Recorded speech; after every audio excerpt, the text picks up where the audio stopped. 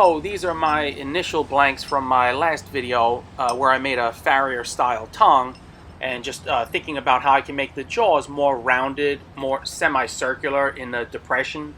So I looked, but I don't have a swage for that. Thought I did. So I'll just take this piece here and make a semicircular bottom swage and see how that works. Firstly, I liberated this stump from a neighbor who was moving and throwing out a bunch of things. Didn't expressly say that this was garbage, but I took it as that. So I'm going to use this probably for my stump anvil. Need to fill in that crack with something like maybe silicone, but yeah, this should be pretty nice. Doesn't feel like it's hardwood. Smells more like a fragrant softwood, but we'll see.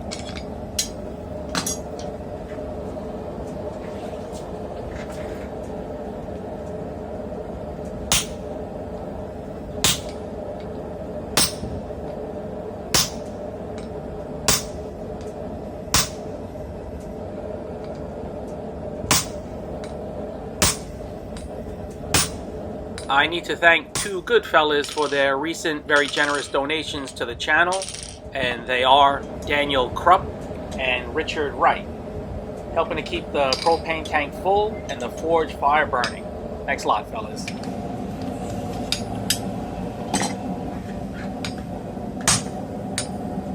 By the way, this piece is mild steel, or at least I think it is.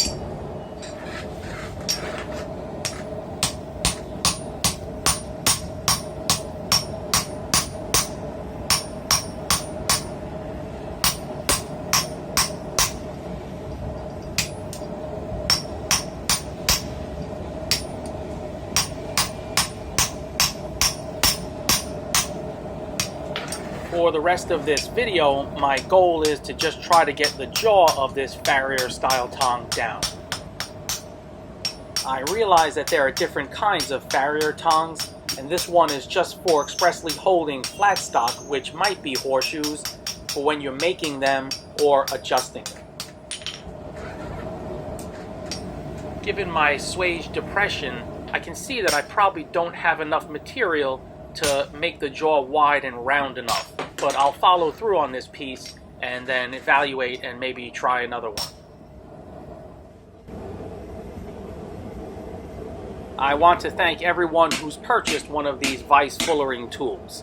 Hopefully you get yours soon. There's been some delays with shipping. It's been kind of on and off with the delays, but you'll get yours and hopefully it works well for you.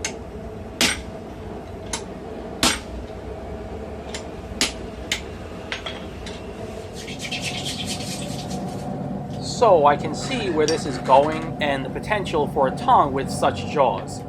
The reason I've titled this video the way I did is because blacksmithing is a constant learning experience, and it can be very humbling at times, even for folks with lots of experience.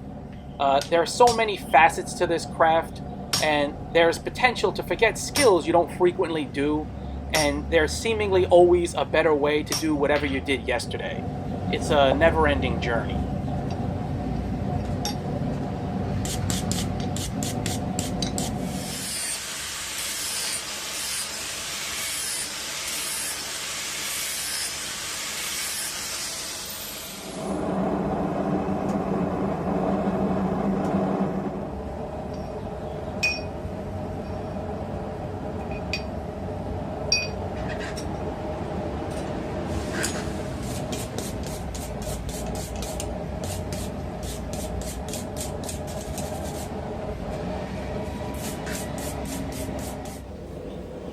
Alright, having learned a little bit more from the one I just did, I'm going to take this rod here and upset it, maybe upset this 14 millimeter rod to about 18 or 19 millimeters at the very end.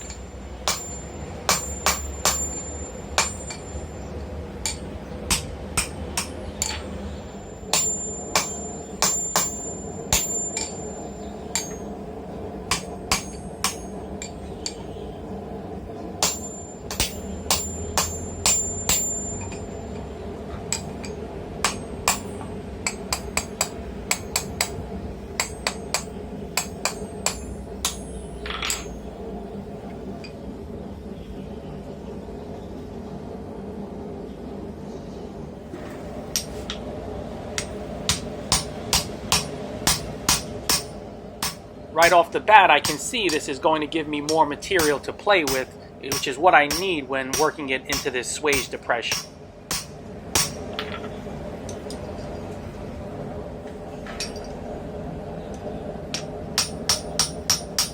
The way it is now, I'll be able to get a wider circular jaw with this piece.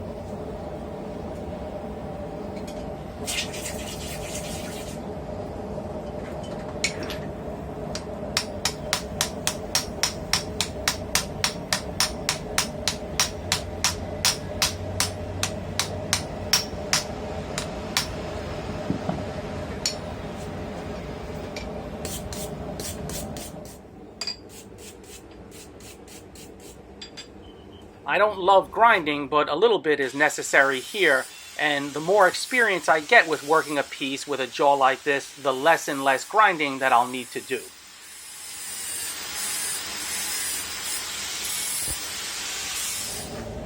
I look forward to making a tong with this style jaw soon, and I have some other ideas I'd like to incorporate into that tong.